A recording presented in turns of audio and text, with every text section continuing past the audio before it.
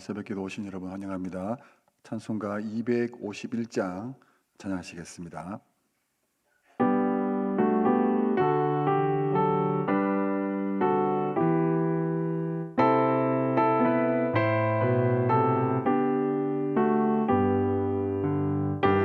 놀랍다 주님의 큰 은혜, 우리의 죄를 속하시려 갈보리 십자가 위에서 어린 양 보혈을 흘렸네.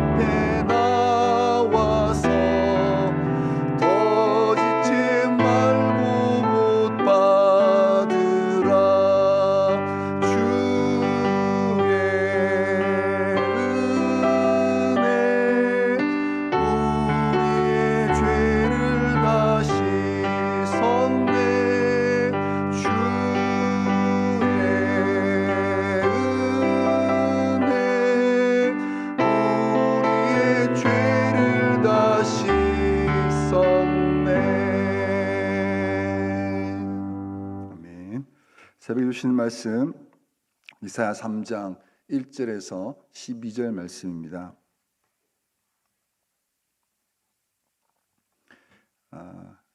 1절부터 한 절씩 교독하겠습니다.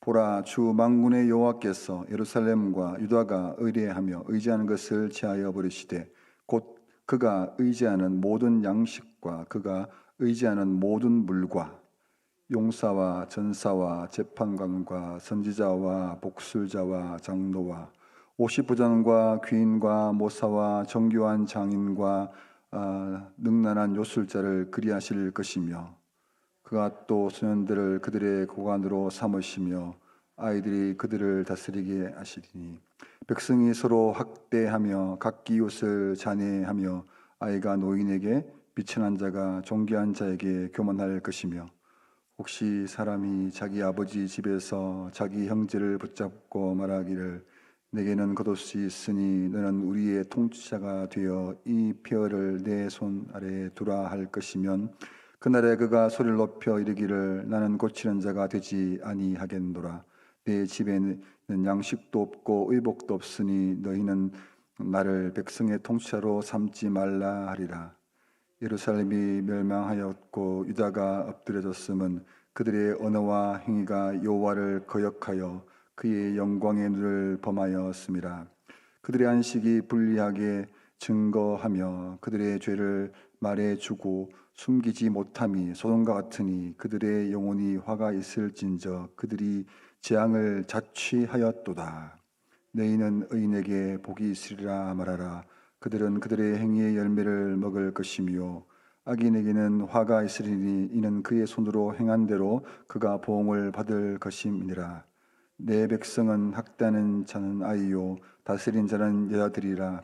내 백성이여 내 인도자들이 너를 유혹하여 내가 다닐 길을 어지럽히니라. 아멘.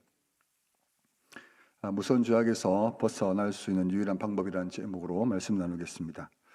우리 이사야 말씀을 우리 계속 보고 있고 앞으로도 쭉 보게 될 텐데 여기서 이사야는 특별히 죄에 대해서 굉장히 많은 지적을 하고 거기에 대해서 심판, 경고, 멸망이라는 이런 굉장히 무거운 주제를 가지고 계속해서 우리 말씀을 들을 겁니다.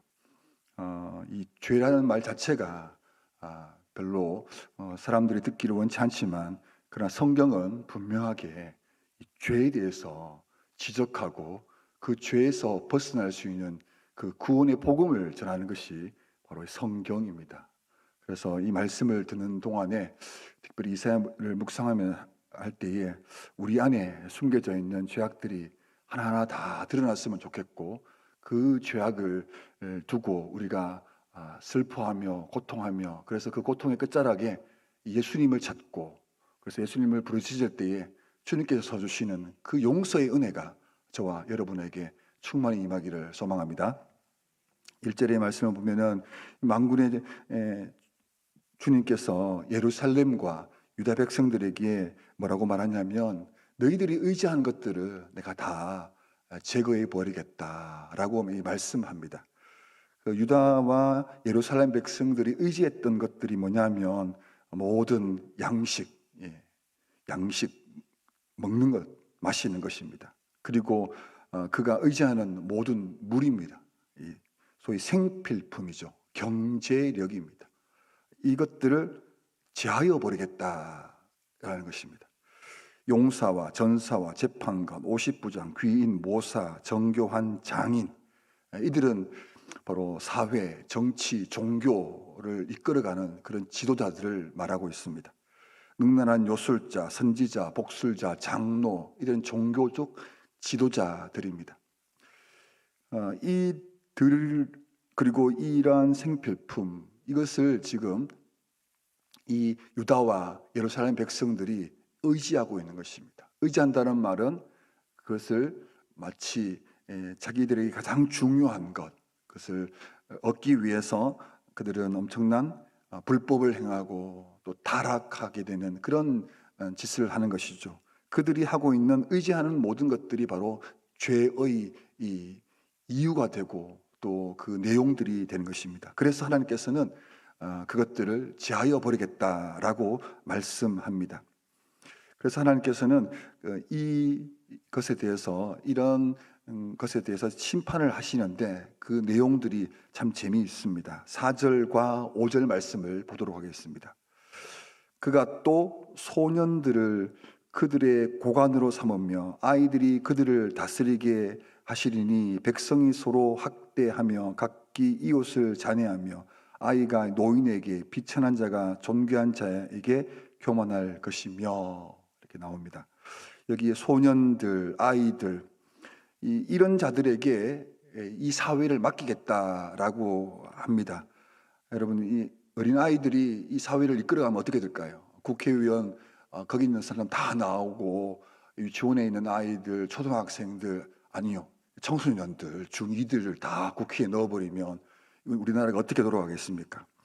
이 무지하고 또 경험도 없고 자기중심적이고 그래서 분란과 분쟁이 일어나고 무질서하고 엄청난 그런 사회가 혼란이 일어나지 않겠습니까? 그 뻔한 일들이 그렇게 이루어진다라는 것이죠.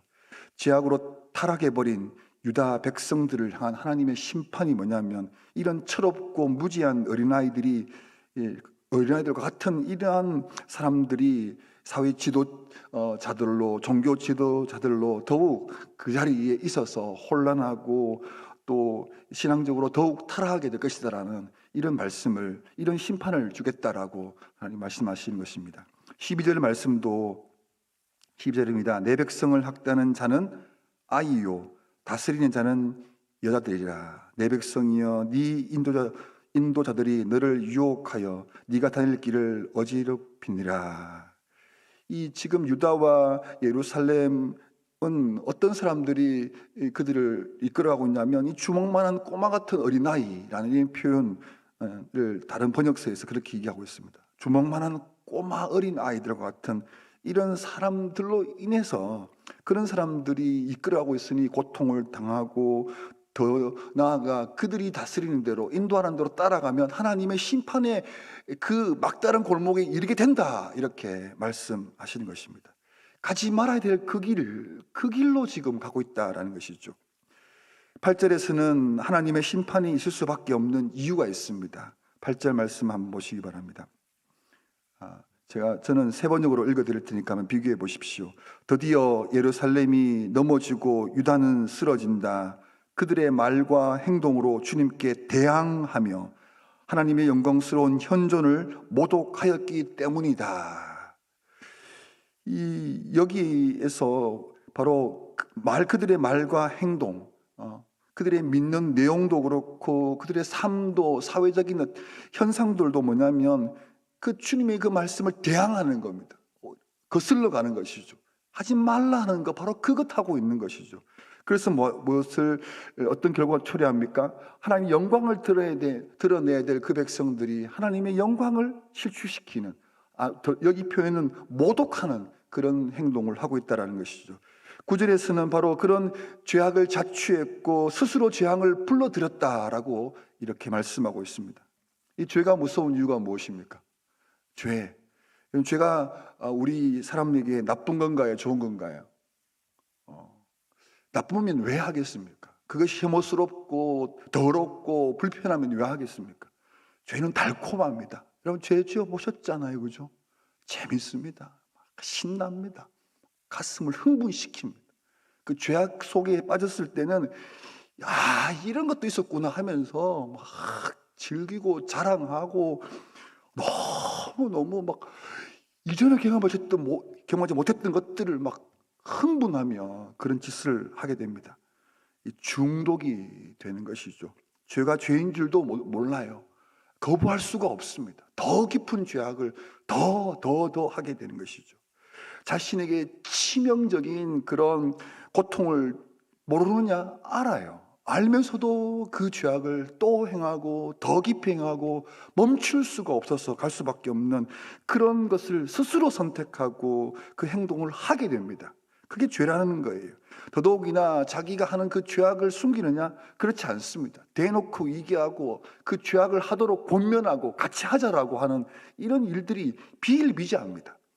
제가 이렇게 설교단에서 설명을 잘 못해서 그렇지, 여러분 그 유튜브 한번 보시고 신문 몇 장만 들춰보시면 이 사회가 만들어 놓은 죄악과 그 행동들은 말로도 표현하지 못한 일들이 끊임없이 많습니다. 제가 이제 신문을 보면 그 매일매일 뉴스 올라오잖아요. 그 끔찍한 사건과 사고들 굉장히 많습니다. 매일매일 일어납니다. 그 왜일까요? 그게 죄라는 것입니다.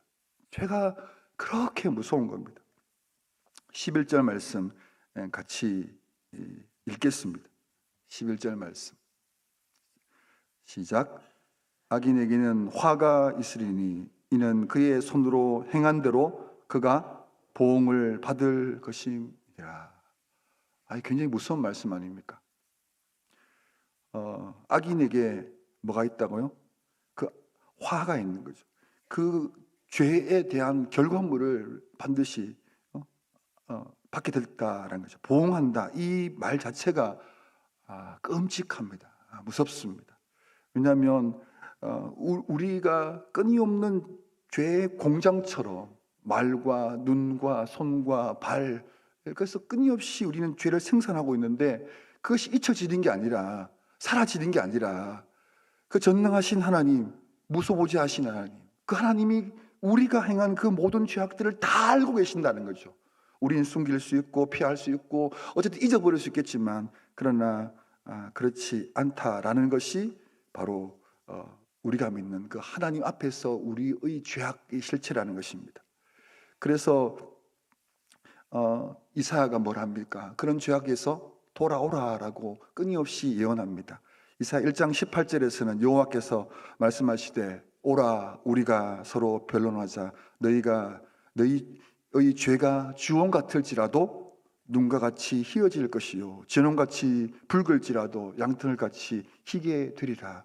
하나님께 돌아오면 그 어떤 죄악도 하나님께 다 용서해 주시고 다시 회복시켜 주실 것이다 라고 이렇게 주님은 끊임없이 그 죄악된 백성들을 부르십니다.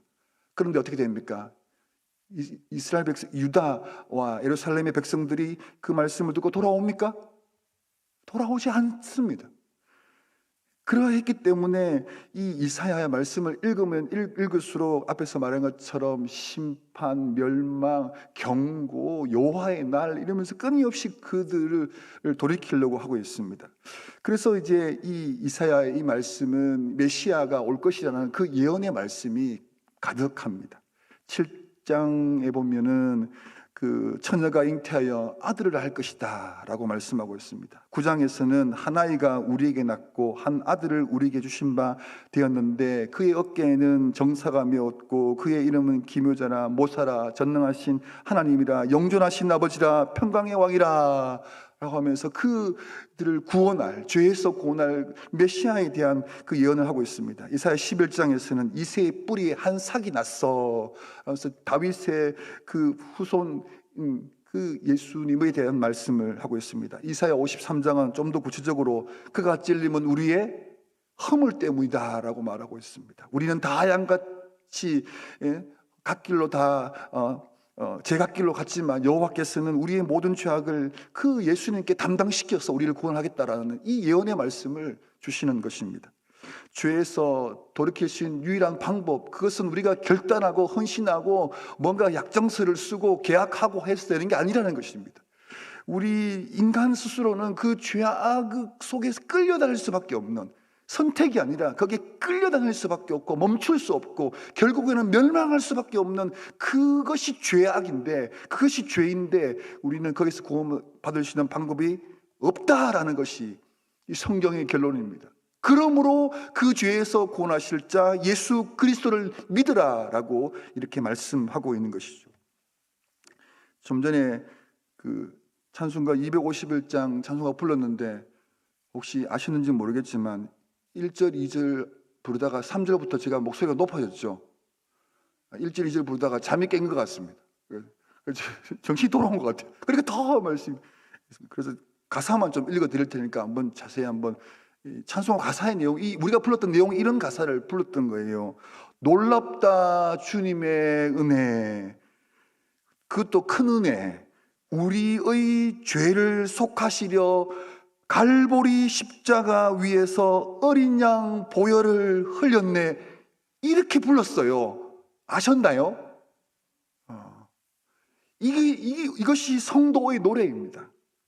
죄악의 성난 파도같이 우리 영혼을 위협하나 헤아릴 수 없는 주의 십자가에서 보이셨네.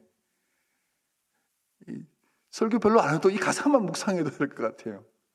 우리가 이런 노래를 부른 겁니다. 3절도 볼까요? 죄악에 물든 영혼들을 주께서 뭐로요? 피로 씻으니. 우리의 죄악을 하이타이로 퐁퐁으로 세탁기 돌려서 되는 게 아니라는 거예요. 그죠? 오직 예수 그리스도의 그 피로, 지금도 흐르는 그 피에 눈보다 더이게 씻으라. 우리의 죄악을 그 예수님께 나오면 씻을 수 있다, 용서받을 수 있다라고 하는 그 말씀을 하고 있는 것입니다. 4절도 볼게요. 비할 수 없는 그 은혜를 믿는 자에게, 그 다음 뭐예요? 거저주네. 그러니까 복음이죠. 우리가 획득하고 시험 쳐서 얻어내는 게 아니라 거저주시는 하나님의 그 은혜. 그래서 주 앞에 더 지체 말고 받으라. 뭘요? 주님의 은혜 받으라고요. 주님의 은혜. 그 은혜가 뭐죠? 우리의 죄악을 씻기는 그 은혜 받으라고 주님께서는 우리에게 지금도 초청하고 있고 우리에게 말씀하고 있는 것입니다. 기도하려고 합니다. 기도하기 전에 분명하게 또 이 말씀 또 기억하면 좋겠습니다. 로마서 말씀인데요. 설교를 마무리하면서 이 말씀이 떠올라서 이 말씀 읽고 또 기도하면 좋겠습니다. 로마서 7장 24절에서 8장 2절 말씀입니다.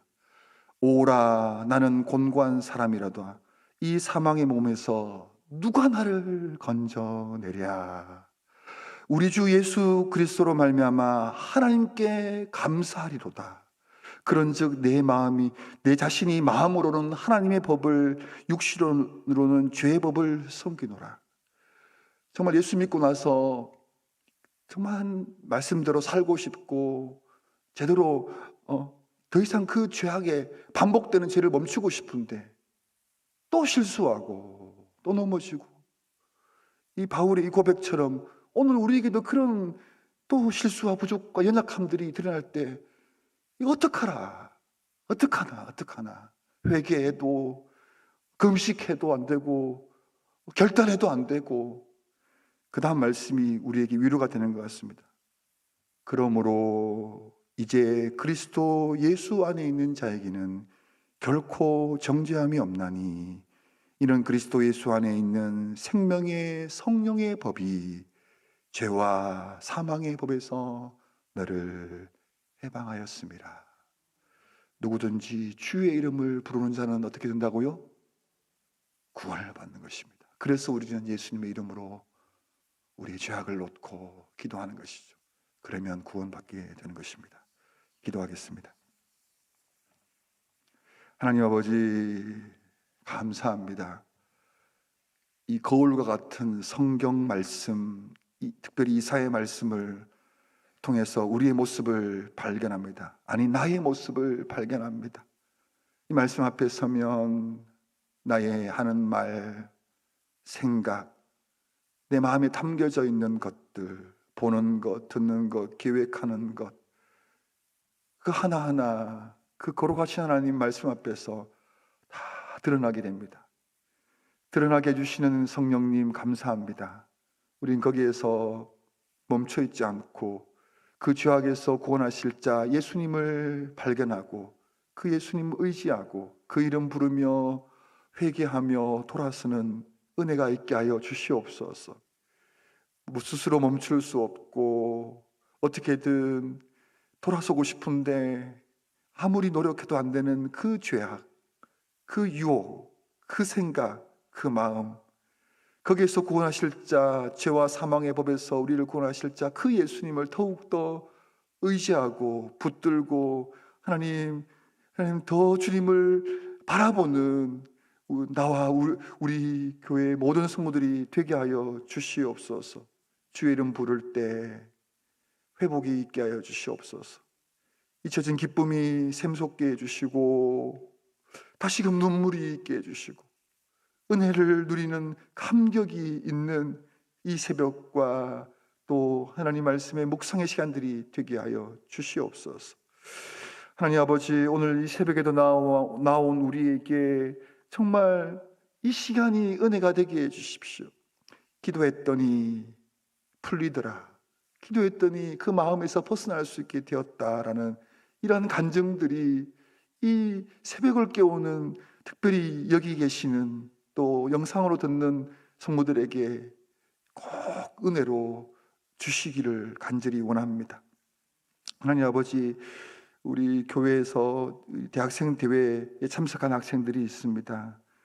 하나님께서 그 대학생 대회에 전국 SFC 이 대학생들이 모여서 충남 호서대학교에서 하나님 며칠째 계속 대회를 하고 있는데 그 대학생들이 이 험악하고 불안하고 어찌할 바 모르는 이 세대 속에서 하나님의 말씀이 답이구나, 예수님을 믿는 것이 소망이 되는구나라는 그 고백을 하고 또 나누고 또 그렇게 결단하는 그런 대학생 대회가 될 수 있도록 축복하여 주시기를 원합니다.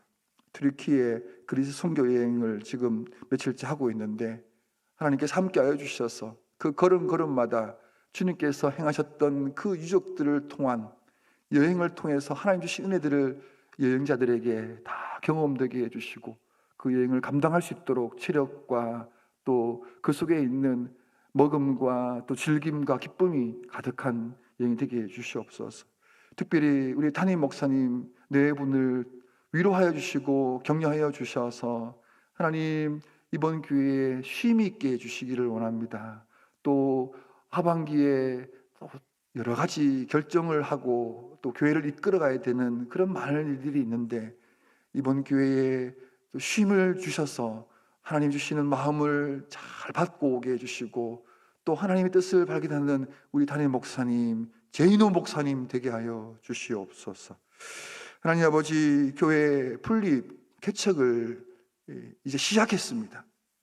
이 걸음걸음이 정말 우리 교회의 120년이라는 이 역사를 찍을 때에 잘했다, 정말 좋았다, 그래 하나님이 우리와 여전히 함께 계시는구나, 여기에 우리의 하나님 뜻이 있었구나라는 그런 아름다운 열매가 맺힐 수 있도록 이 과정 속에 기도로 또 하나님 아버지 또 소통으로 헌신으로 결단으로 눈물로 준비하여서 이 과정 속에서 하나님의 역사를 보고 하나님 아버지 그렇게 될 수 있도록 주여 이 분립개척 모든 과정 가운데 주님께서 역사하여 주시옵소서.